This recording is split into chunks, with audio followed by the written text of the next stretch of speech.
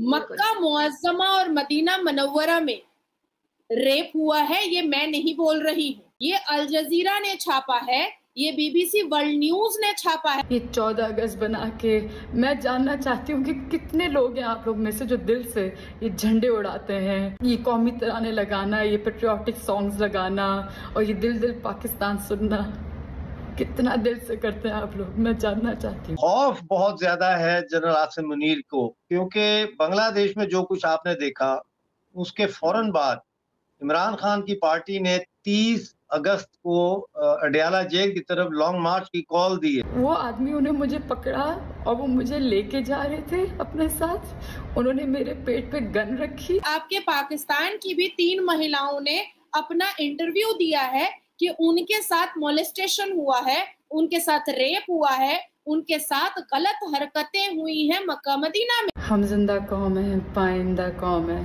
Right? But ये video आज इस चीज के लिए नहीं बना रही मैं। वो कह रहे हैं कि 30 अगस्त तक की हम आपको डेडलाइन दे रहे हैं, इमरान खान को आप रिहा करें, अगर आप इमरान खान को रिहा नहीं करेंगे तो हम तहरीक शुरू करेंगे। कैसे बोलूं कि मैं टैक्स पेयर हूँ, मैं एक एक्ट्रेस हूँ, एक टैक्स पेयर हूँ, मैं इस मुल्क का टैक्स देती हूँ मैं। तो मुंह पे आप अल्लाह अल्लाह रखे हो और अपने पैंट के जिप को खोल करके औजार निकाल करके आप बलात्कार कर रहे हो। तो ये डर रहे हैं कि ये बांग्लादेश का जो है एपिसोड पाकिस्तान में कहीं रिपीट ना हो जाए। एक 70 साल का ज़ईफ आदमी 7 साल की बच्ची का बलात्कार कर रहा था, पूरा नंग धड़ंग रंगे हाथ पकड़ा गया है। बीइंग अ पाकिस्तानी, मुझे नहीं पता कि मैं क्या कहूँ, आई हैव नो वर्ड्स, मुझे नहीं पता मैं क्या कहूँ कि मैं पाकिस्तानी हूँ, मैं पाकिस्तान में रहती हूँ। I am really sorry.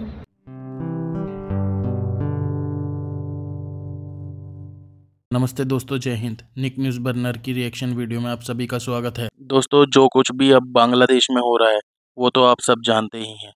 दोस्तों, जो बांग्लादेश में अभी हुआ है वो पाकिस्तान में बहुत ही जल्द होने जा रहा है, क्योंकि पाकिस्तान में इमरान खान की पार्टी के लोग, तहरीक इंसाफ वाले, उन्होंने साफ साफ पाकिस्तान की आर्मी को धमकी दे दी है और कह दिया है कि अगर 13 अगस्त से पहले इमरान खान को छोड़ा नहीं गया तो पूरा का पूरा पाकिस्तान बाहर आ जाएगा और तोड़फोड़ मचा देगा। और दोस्तों, ठीक इस न्यूज़ के बाद दोस्तों पाकिस्तान के ISI DGI चीफ फैज़ हामिद को पाकिस्तानी आर्मी ने गिरफ्तार कर लिया है, क्योंकि फैज़ हामिद ने इमरान खान को खुलकर सपोर्ट किया था और साथ ही दोस्तों मिलिट्री कूप में फैज़ हामिद का मेन रोल था। और दोस्तों, कल तक जो पाकिस्तान वाले शेख हसीना का तख्ता पलट देखकर बहुत ही ज़्यादा खुश हो रहे थे, अब वो खुद जाकर कोने में बैठकर रो रहे हैं, क्योंकि दोस्तों जब पिछली बार तालिबान की गवर्नमेंट अफगानिस्तान में आई थी तो पाकिस्तान वाले जश्न मना रहे थे, बहुत ही ज़्यादा खुश हो रहे थे, लेकिन बाद में इनको खुद ही अफगानिस्तान वाले ठोक ठोक के जा रहे थे। दोस्तों, ये जो भी पाकिस्तान के साथ हो रहा है इसे कहते हैं कर्मा। तो दोस्तों, देर ना करते हुए चलते हैं आगे की वीडियो की तरफ और देखते हैं पाकिस्तानी रिएक्शन। मैंने आज ही पॉडकास्ट की दीप हल्दर के साथ, एंड दीप की बुक में मैंने वो कोट पढ़ा था, just for perspective for people to try and understand what is happening to Bangladeshi Hindus. This is a direct quote from Deep's book. This is on page 9 I think of his Kindle edition, जिसमें उसने लिखा है, but the rot as we found out runs deeper. 30 years from now no Hindus will be left in Bangladesh should the current rate of exodus continue. The rate of exodus over the past 49 years points in that direction, predicts Dr. Abul Barkat, a Dhaka University professor. On an average, as of 2016, 632 people from the minority community leave the country each day. My God. Why isn't any human rights organization talking about this? Why isn't any American politician or Canadian politician or Western politician जिनको virtue signaling का इतना शौक है, इतना virtue signal करते हैं ये लोग उफ तक नहीं कर रहे हैं कि आपके सामने ये और स्ट्रॉमैन फैक्ट चेकिंग चालू है। इंडिया के फैक्ट चेकर वो अपनी स्ट्रॉमैन फैक्ट चेकिंग कर रहे हैं। वो क्या करते हैं कि अरे 100 वीडियोस आए, ठीक है, उसमें से ओवरवेलमिंग मेजॉरिटी जो अब हो रहा है उसके बारे में स्ट्रॉमैन फैक्ट चेकिंग ये होती है, मैं वो 5 पुराने वाले निकालूंगा, सी यू आर फैनिंग, अबे 90 तो करेक्ट है, 90 बिल्कुल। और दूसरी बात है जो वो 10 पुराने हैं, हाँ, वो भी तो यही चीज दिखा रहे हैं ना, और तो कुछ नहीं दिखा रहे हैं। उधर छितरौल तो एक ही है ना, Islamist beating the Hindu up. Right. चित्रौल तो हिंदू की भले 1 साल पहले हो रही है, हम थोड़ी ना बोल रहे हैं कि अभी हो रही है हिंदू की चित्रौल। हम तो बोल रहे हैं जब से हिंदुस्तान पाकिस्तान का ये स्यापा शुरू हुआ है तब से वहां पे जो पहले वेस्ट पाकिस्तान ईस्ट पाकिस्तान था और अभी बांग्लादेश और वहां पे हिंदू की चित्रौल ही हो रही है। और क्या हो रही है? हम तो ये कब का बोल रहे हैं। तो ये स्ट्रॉ मैन फैक्ट चेकिंग करना कि I have taken out a video and I have shown you, no, you are just a moron, that's what you are, and you are a soulless moron. और फिर यहाँ पे कोई university में बैठे हैं वो प्रोफेसर साहब बोलते हैं the BJP has no local stand I to talk about it. The BJP has a local stand I because when you can't talk about the minorities in India, well minorities in India are flourishing. Let's gauge, how do you gauge a minority is flourishing or diminishing in a country? Factor number 1, is their percentage of the overall population reducing or increasing? Well, in the case of Bangladeshi Hindus in 1950s they were in 20% odd, 23-24%, ठीक है, अभी वो 7.5 हो गए, 7.5 हो गए।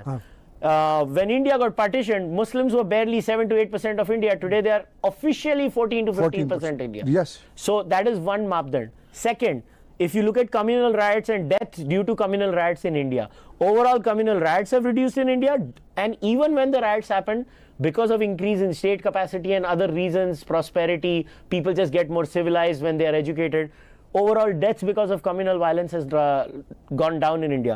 When it comes to distribution of schemes to minorities in India, under the BJP government they are distributed far more efficiently than it. So how does the BJP not get to speak about this? This is just ridiculous. And also BJP is running the government. And they are so the violence is down, the population of the minorities in India is going up, right. The distribution of schemes is going up. तो यार ये तो इसको professor किसने बना दिया? इसकी university की डिग्री वापस लो पहले ये आदमी की, और इसका नाम है आशुतोष वार्ष्णेय, उसने ये ट्वीट किया। किस की डिग्री वापस ली? नहीं, सबकी लो वापस। ये पढ़ा रहे हैं कि मजाक कर रहे हैं ये लोग?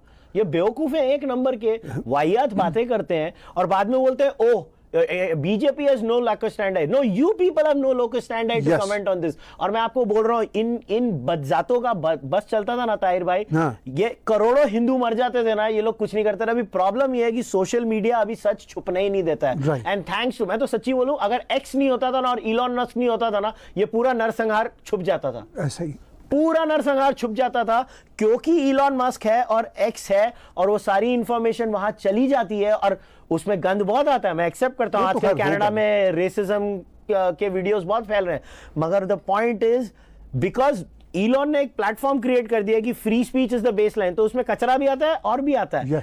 तो आज ये बांग्लादेशी हिंदूज के वीडियोस सिर्फ और सिर्फ एक्स पे क्यों आ रहे हैं? फेसबुक बैन कर देता है।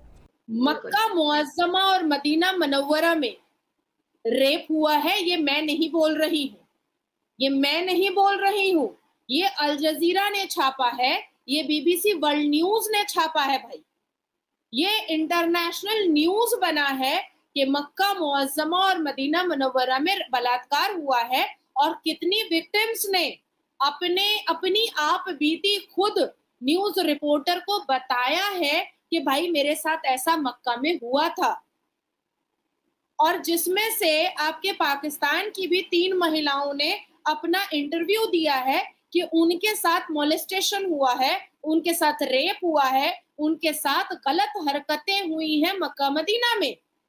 अब ये न्यूज भारत का नहीं है, और इस न्यूज का जो रेफरेंस मैं आपको दे रही हूँ वो भी मैं अल जजीरा और BBC का दे रही हूँ, और अभी जिस टॉपिक को आप लेकर के बैठी हैं ना, वो भी BBC वर्ल्ड न्यूज के उर्दू का है। मतलब इसका कोई ताल्लुक भारत से नहीं है, क्योंकि कुछ ऐसे मुसलमान भारत में हैं जो जानबूझ करके हम जैसे मुसलमानों को टारगेट करते हैं ताकि हम उनकी असलियत को सामने नहीं लेकर आए।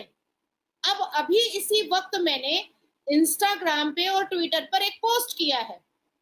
एक 70 साल का ज़ईफ आदमी 7 साल की बच्ची का बलात्कार कर रहा था, पूरा नंग धड़ंग रंगे हाथ पकड़ा गया है, और वो व्यक्ति 70 साल का ना, वो अपने मोहल्ले में इस बात के लिए फेमस था कि वो शरिया की बातें मुसलमानों को बताता था, वो कुरान की बातें मुसलमानों को बताता था, लेकिन भीतर भीतर वो छोटी छोटी बच्चियों के साथ दुष्कर्म करता था। तो मुंह पे आप अल्लाह अल्लाह रखे हो और अपने पैंट के जिप को खोल करके औजार निकाल करके आप बलात्कार कर रहे हो, और आप ये सोच रहे हो कि कोई भी व्यक्ति आपको क्रिटिसाइज भी ना करे, कोई भी व्यक्ति आपकी गंदी हरकतों को बोले भी ना, कोई भी व्यक्ति आपको ये ना समझाए कि आपने अपने जुबान पर जो अल्लाह और प्रॉफिट मोहम्मद का नाम रखा है, उसके बाद आप किसी 7 साल की बच्ची के साथ बलात्कार कैसे कर सकते हैं।